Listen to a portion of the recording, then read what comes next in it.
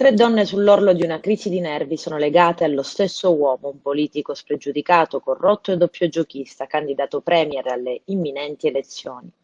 Elvira è la sua assistente perfetta, Vicky la moglie e Antonia la ricercatrice universitaria che sta aiutando il figlio del politico a laurearsi.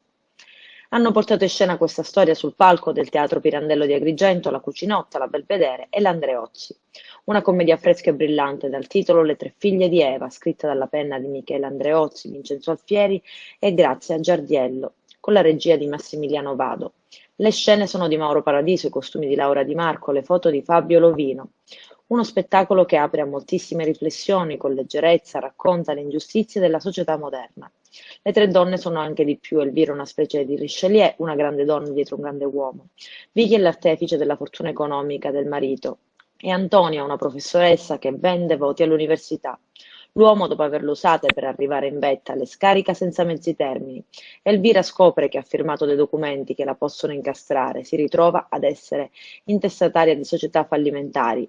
Vicky viene lasciata per una miss appena maggiorenne.